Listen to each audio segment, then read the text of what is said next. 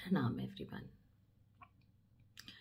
आज raw uncut RC के इस नए एपिसोड में मैं एक बार फिर आप सबके सामने कुछ ऐसे वाक्या रखूंगी या कुछ ऐसे सवाल जो आपकी ज़िंदगी से बहुत ज़्यादा जुड़े हुए हैं। एक शब्द है उम्मीद, ना खत्म होने वाली एक उम्मीद, जो एक माँ को एक बच्चे से होती है, जो एक बेटी को एक बाप से होती है, जो एक हस्बैंड को एक वाइफ से होती है, या मैं यूँ कहूँ एक वाइफ को एक हस्बैंड से होती है, जो एक गर्लफ्रेंड को एक बॉयफ्रेंड से होती है।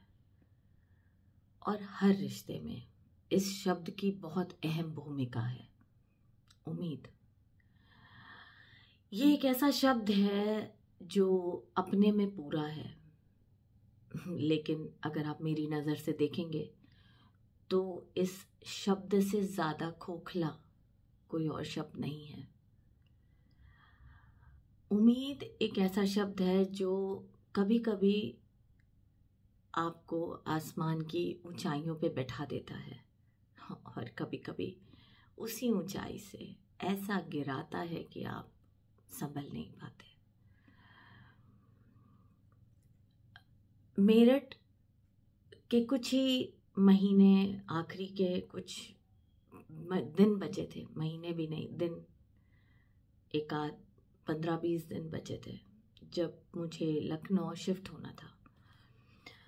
तो उस दौरान रोज़ ही बात होती थी घर वालों से, क्योंकि ये डिसीजन ऐसा था कि बहुत ज़्यादा डिफ़िकल्ट था। सारा काम बंद करके, सब सोचना, 18 साल की मेहनत बंद करके वापस से मैं क्या करूँगी पे आना, उस वापस से 100 रुपये 500 रुपये से शुरू करना, उस ज़ीरो से शुरू करना, उस शून्य से शुरू करना, और शायद इस बार माइनस से शुरू करना एक तरीके से। क्योंकि आप जब पहले दिन शुरू करते हो तो आप बहुत पॉजिटिव जोन में होते हो, आप फोकस्ड होते हो, आप एंथुजियास्टिक होते हो। लेकिन जब आप 18 साल की मेहनत को अपनी आंखों के सामने बर्बाद होता देखते हो, उस मेहनत को लड़ने के बाद भी आप उस मेहनत को पूरा नहीं कर पाते, तो वो जो एक निराशा होती है, वो निराशा एक अलग ही लेवल पे होती है। वो नुकसान पैसे से भी, हर लेवल का, फाइनेंशियल, इमोशनल, मेंटल, हर लेवल का नुकसान, उससे जूझते हुए जब उम्मीद भी टूट जाती है तो बस फिर लगता है कि यार इससे अच्छा तो ऊपर ही चले जाते, जिंदा क्यों है। कुछ ऐसा सा ही था वाकया कि आखिरी के 10-15 दिन बचे थे। मेरी जो भी मेरे ये 5-6 लोग थे, फ्रेंड्स, फैमिली, और सबसे ही बात होती थी रोज़। तो फ्रेंड से बात हो तो कहें कि अरे बच्चों को सेटल करना है, तुम तो हो ही जाओगी, तुम्हारा क्या है, तुम्हारे लिए थोड़े ना हम सोच रहे हैं, हम तो बच्चों के लिए सोच रहे हैं। घर वालों से बात हो तो वो भी इसी तरीके से जवाब दें कि भाई बच्चों के बारे में सोचो, अपना क्या सोचना है, अपना मत सोचो, कोई बात नहीं, कौन सी कमी है तुम्हें, हम भी तो बैठे हैं यहाँ पे, पैसे की कोई कमी नहीं है, तुम्हें क्या करना है, बंद करो सब और आ जाओ। इज दैट, मतलब क्या ये इतना आसान था मेरे लिए? नहीं। लेकिन सामने वालों को मेरा नज़रिया नहीं समझ आ रहा था, कभी नहीं आया, किसी को नहीं आया। खैर, और फिर एक जने ने बोला कि मेरे पास बच्चों को देने के लिए तो सब कुछ है, लेकिन तुम्हें देने के लिए मेरे पास कुछ नहीं है।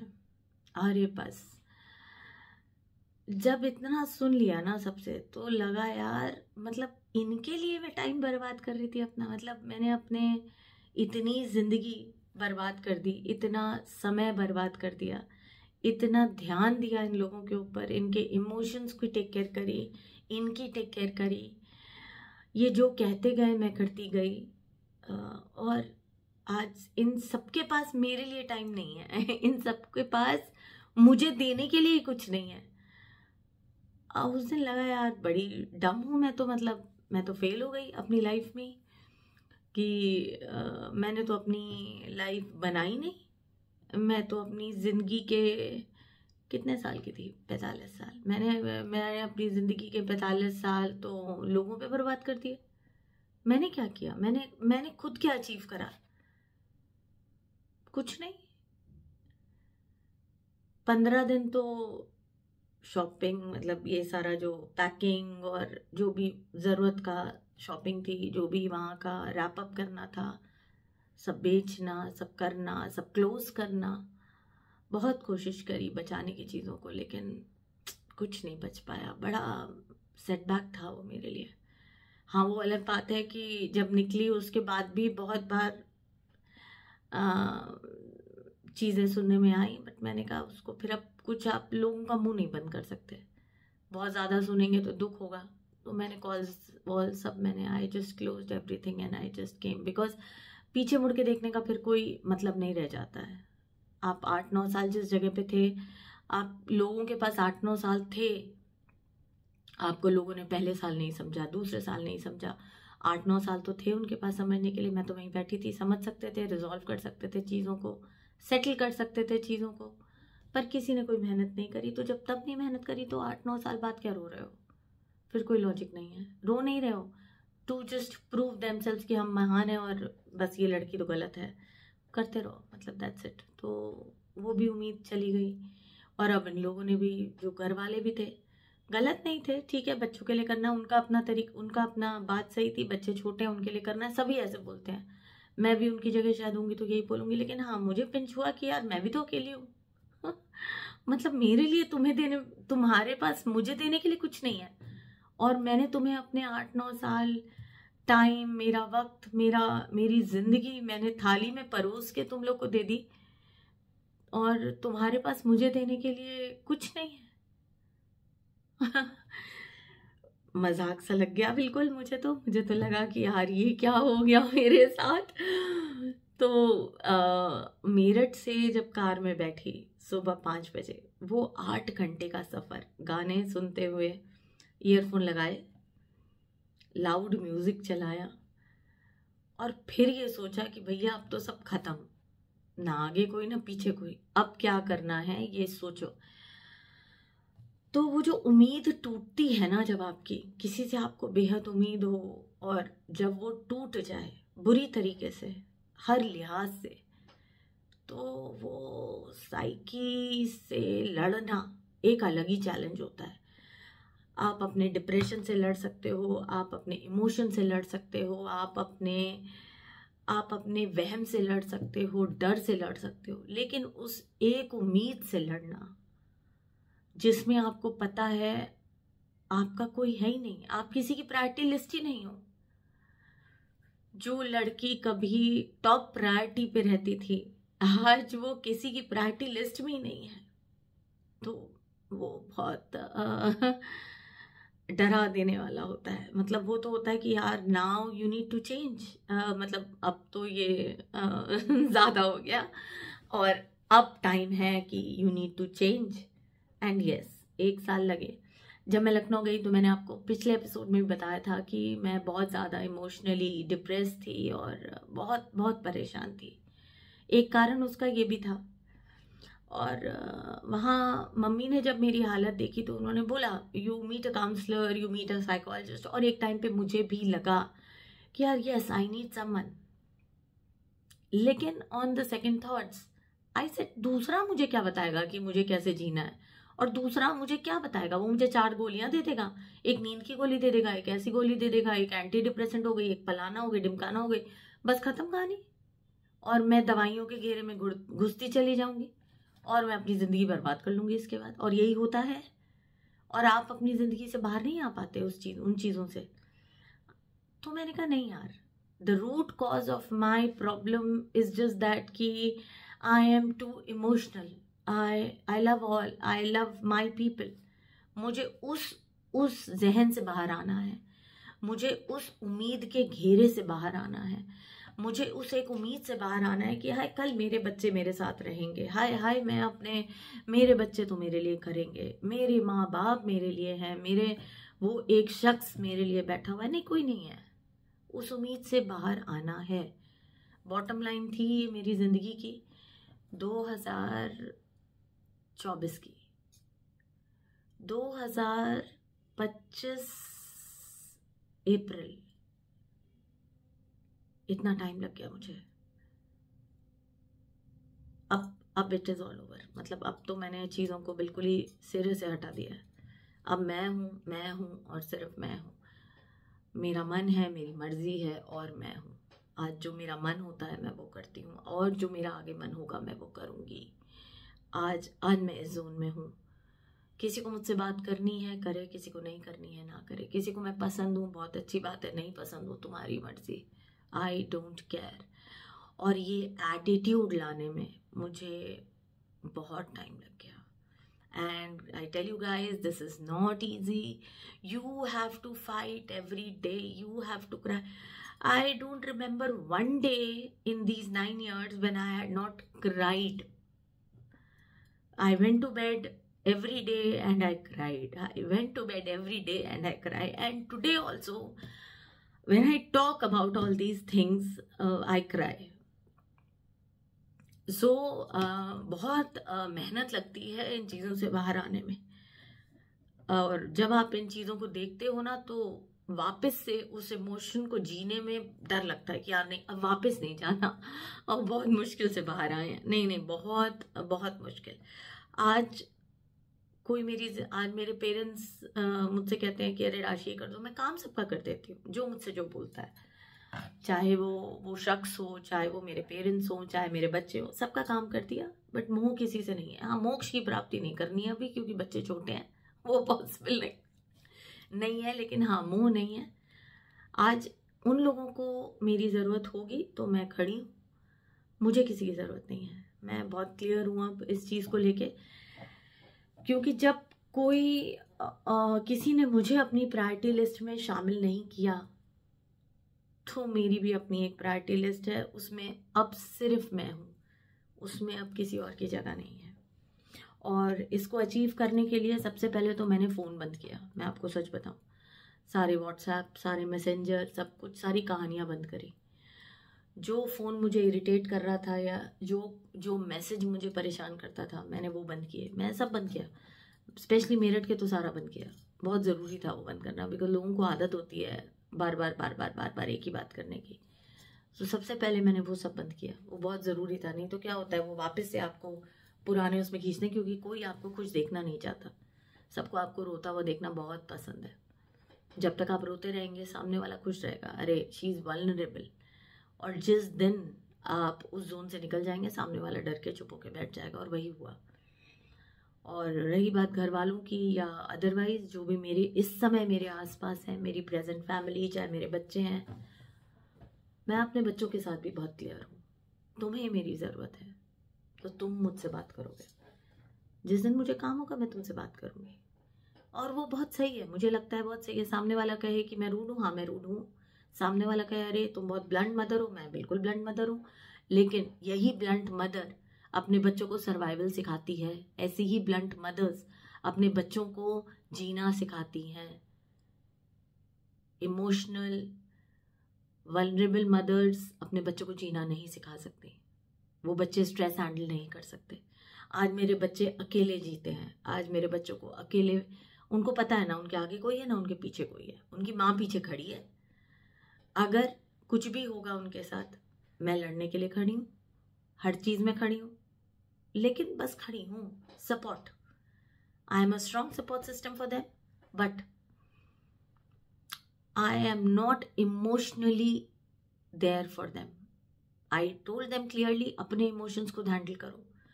और सबसे बड़ी बात जो बच्चों को सिखानी होती है वो ये सिखानी होती है कि कभी सिंपैथी वोट्स मत लो, किसी से उम्मीद मत रखो। आज उनके नानी है, नाना है, मासी हैं, उनकी और फैमिली मेम्बर्स हैं। They talk to everyone, they respect everyone, because सबने उनका बहुत सपोर्ट किया है, उनकी बहुत केयर करी है। लेकिन बस वहाँ तक। उसके बाद उनकी ज़िंदगी अपनी है। थोड़ा सा सेल्फिश होना बहुत ज़रूरी है, क्योंकि मैंने देखा मैं सेल्फिश नहीं थी खुद को लेके, तो मेरा यूज़ बहुत लोगों ने किया अपने एडवांटेज के लिए, और ऐसे फेंक दिया जैसे जानते ही नहीं है। उम्मीद एक ऐसा शब्द है जो आपको तोड़ के रख देता है, और इससे बाहर आने में लोगों को सदियां बीत जाती हैं, और जिंदा रह लो तो उसके बाद हम बात करेंगे। आज अगर कोई मुझसे कहता है तुमने कमाया क्या है, तुमने किया ही क्या है, मैंने कहा बिल्कुल सही कह रहे हो, मैंने क्या किया है? मैंने कुछ नहीं किया है। मैंने बस एक जंग लड़ी है, मैंने बस एक उम्मीद की जंग लड़ी है, मैंने उन लोगों से जंग लड़ी है जो मेरे दिल के बेहद करीब थे, उन लोगों से जंग लड़ी है जिनके बिना मैं अपनी ज़िंदगी सोच भी नहीं सकती थी, उन उम्मीदों से जंग लड़ी है जो कभी मेरे सपने थे, आज कोई नहीं है। तुम बच्चों के लिए हो तो उनके लिए रहो भैया, हमें नहीं चाहिए। मैं तो आज मैं अगर किसी की प्रायोरिटी लिस्ट में टॉप पे नहीं हूँ तो मेरी प्रायोरिटी लिस्ट में वो आदमी कहीं एग्जिस्ट नहीं करता, simple. And I believe in that today. मैं उनकी हेल्प करती हूँ, मैं जो वो कहते हैं मैं कर देती हूँ, जितना कहते हैं उतना कर देती हूँ, बट दैट्स इट। उससे ज़्यादा इमोशंस मैं लगाती नहीं, और मुझे लगता है लगाने चाहिए भी नहीं, क्योंकि जो आपसे प्यार करेगा, जो आपके लिए होगा, वहाँ टाइम इन्वेस्ट करो। ऐसी जगह टाइम क्यों इन्वेस्ट करना है जो हाँ सामने वाला बिल्कुल क्लैरिटी से बोल ही रहा है कि मेरे पास तुम्हें देने के लिए कुछ नहीं है। Don't invest your time it's and your emotion. Be there, be available, but not freely available, that is not required. और बस उम्मीद एक और मैं आपको सच बताऊँ, मैं जितने भी डिवोर्सेस हो रहे हैं, या जितने भी रिश्ते टूट रहे हैं, या जितने भी ये कोर्ट केसेस, अभी सिविल केस के चक्कर में मैं काफ़ी मेरठ के 2-3 चक्कर लगाए कोर्ट के, तो जितना भी ये सब हो रहा है ना, आप देखेंगे ये सिर्फ एक उम्मीद की वजह से हो रहा है। लोगों को बहुत एक्सपेक्टेशन होती है कि हाय मेरा भाई, हाय मेरी बहन, हाय मेरी बीवी, हाय मेरी माँ, हाय मेरी बहू, हाय मेरा बेटा। और सबसे ज़्यादा जब उम्मीद टूटती है ना तो लोग परेशान हो जाते हैं, उनको पता नहीं होता वो क्या करें, उनको समझ नहीं आता वो खुद को कैसे संभाले। तो वो कोई रिश्ते तोड़ देता है, कोई किसी का सहारा ले लेता है, कोई एक्स्ट्रा मैरिटल अफेयर में चला जाता है, कोई दूसरी शादी कर लेता है, या रिश्तेदार आपको ब्लेम करना चालू कर देते हैं। बस यही होता है। एंड रिजल्ट इसका डिजास्ट्रस है, एंड रिजल्ट बुरा है। उस एंड रिजल्ट को अचीव करने से आपको कुछ हासिल नहीं होगा, ये मेरा शुरू से ही मानना है। मुझे कई लोगों ने बोला, जब ये सब हो रहा था, मेरे कई सारे फ्रेंड्स हैं प्रॉपर्टी को लेके, पैसे को लेके, बहुत बहुत कुछ सबने बोला कि यार राशि ये तो होना चाहिए, ये तो होना चाहिए। मैंने कहा कुछ नहीं जाएगा कहीं, कोई ऊपर लेके कुछ कभी गया नहीं, और जो मेरे और मेरे बच्चों के नसीब का है वो कोई छीन नहीं सकता। तो मुझे कोई, जो आजकल की बहुओं का मैंने देखा है, एक केस मैं आपको बताती हूँ, मेरठ का ही था। I don't remember that area, I don't remember the name of the lady, but husband की डेथ हुई, आई थिंक डेथ थी कि डिवोर्स था, मुझे वो भी याद नहीं है उस केस के बारे में। इन्हीं के एक मेरे हस्बैंड के ही सर्कल के केस था ये, और उस लेडी ने बाकायदा अपने सास ससुर को घर से निकाल दिया, प्रॉपर्टी ले ली, और सास ससुर नंद के घर रह रहे हैं या पता नहीं कहाँ रह रहे हैं, मुझे आइडिया नहीं है। और प्रॉपर्टी के चक्कर में ये सब हुआ, और अच्छा मोटा पैसा बच्चों को उनकी पढ़ाई वढ़ाई के लिए भी जा रहा है, ये सब भी हुआ है। तो ऐसी भी बहुएं हैं, हमारे जैसी भी हैं, जिन्होंने हमेशा दिया, कुछ लिया नहीं, उसके बाद भी उल्टा ही सुना है, और आज भी खुद ही कमा रही है, खुद ही खा रही है, फ्रॉम डे वन से खुद ही कमाया, खुद ही खाया, खुद ही खिलाया, और उसके बाद भी उल्टा सुनते हैं। तो ठीक है, that's okay, that is part and parcel, भगवान है, देख रहा है। और there is also one more case, अभी रिसेंटली कोविड में एक की वाइफ की डेथ। ये सब केसेस इन्हीं के फ्रेंड्स के, फैमिली फ्रेंड्स और बैचमेट्स। मेरठ में एक्चुअली बहुत छोटे सर्कल्स हैं, तो बैचमेट्स हैं वहाँ पर, और सब कॉमन सर्कल है। आप गोल गोल घूमोगे तो वही 100 फैमिलीज हैं जो घूम फिर के आएंगी। तो देयर वॉज वन पर्सन जिसकी वाइफ की डेथ हुई, and within 1 month he got married. Then there was one person जिसने अपनी वाइफ को मारा, बच्चे आज भिखारियों की ज़िंदगी जी रहे हैं, and that person is well settled, second wife है, second और बच्चे हैं उसके अपने. So ऐसे भी लोग हैं, सोसाइटी में मूव कर रहे हैं और पार्टी कर रहे हैं, and they are staying there respectfully. So ठीक है, ऐसे भी लोग हैं. तो लोगों का आजकल कुछ नहीं पता, वो किसको सपोर्ट करते हैं, किसको नहीं सपोर्ट करते हैं, ये सब वहम है ज़िंदगी का. अब तो बस आपको ये देखना है कि उम्मीद किसी से नहीं लगानी चाहिए. कोई आपकी ज़िंदगी में है, बहुत अच्छी बात है, उसका मन है इसलिए वो आपकी ज़िंदगी में है, उसको आपसे कोई बेनिफिट है इसलिए वो आपकी ज़िंदगी में है, और वो आपसे प्यार करता है. तो अगर वो आपकी ज़िंदगी में है और आपसे प्यार करता है तो वो कभी ये नहीं बोलेगा कि मेरे पास तुम्हें देने के लिए कुछ नहीं है. वो आपको प्रायोरिटी मान के चलेगा और वो दिखाएगा कि yes you are my priority और मेरे पास तुम्हें ही देने के लिए सब कुछ है. जिस दिन मैं तुम्हारे लिए सब कुछ करूँगा, बच्चों के लिए अपने आप हो जाएगा. So that's it. लेकिन हाँ, उम्मीदों से बाहर निकलिए, डिप्रेशन अपने आप ख़त्म हो जाएगा, ज़िंदगी आप जिएंगे. आज जो ज़िंदगी मैं जी रही हूँ, जैसी सोच मैंने अपनी बना ली है, मैं बहुत खुश हूँ. और सबसे बड़ी बात, आप आई डोंट केयर एटीट्यूड, और अगर आप I don't want to listen attitude अपना लेंगे तो उससे अच्छा कुछ नहीं है दुनिया में, जो मैंने रियलाइज़ करा है. और मैं आपको बताऊं, ये आई डोंट केयर एटीट्यूड कैसे आया था. एक उसका भी कहानी है. उसकी कहानी ये थी कि there was one day I was talking to whom I was talking to. I was talking to a very very close friend of mine.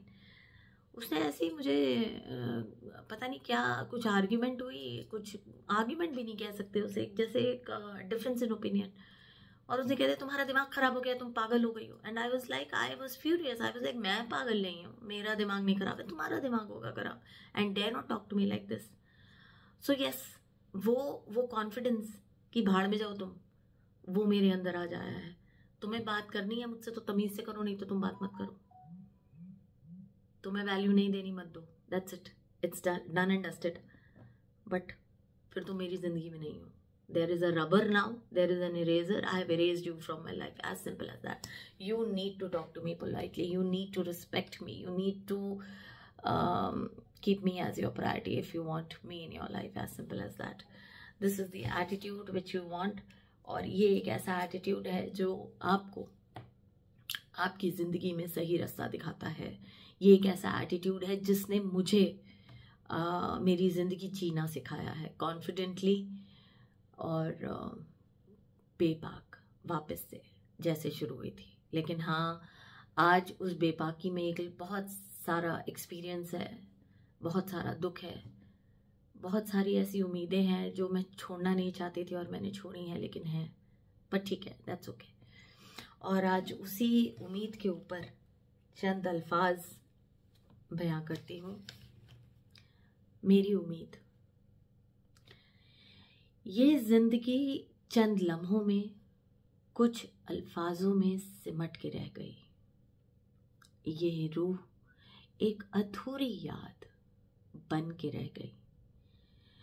कुछ सपने, उम्मीदें, वादे वफा सिसकियों के दामन में बेमानी से होके रह गए. अब इस दिल को ना किसी के जीने का गम, ना किसी के आने की खुशी. बची है तो बस वो एक उम्मीद, दम तोड़ती ये उम्मीद.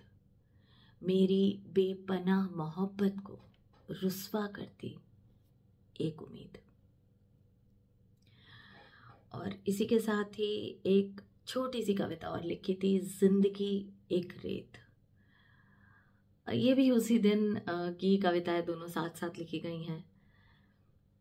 जब आप बहुत टूट जाते हो ना, तो बहुत बहुत सारी चीज़ें आपके जहन में चलती हैं, बहुत सारे आपके जहन में बुरे ख्याल आते हैं. यार बहुत कुछ टूट गया, मेरी उम्मीद टूट गई, ये फलाना मुझसे प्यार नहीं करता, या यार बताओ सबको बच्चों की चिंता है, मेरी किसी को चिंता. मतलब एक बहुत कुछ चलता रहता है आपकी ज़िंदगी में. तो जब आप उसको समेट नहीं पाते ना, तो आप दम तोड़ने लगते हो. तो ये उसी के बारे में है.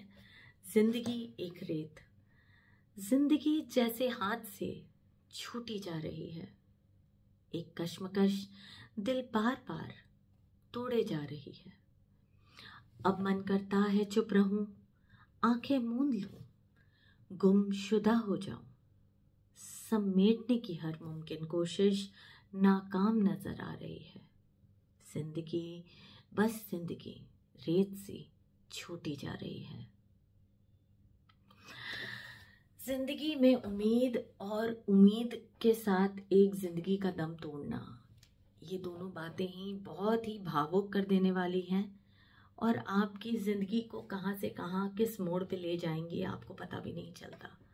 मैं तो आपसे बस यूं ही कहूंगी कि उम्मीद रखिए, लेकिन उम्मीद अगर टूटे तो उसका शोक ना मनाए।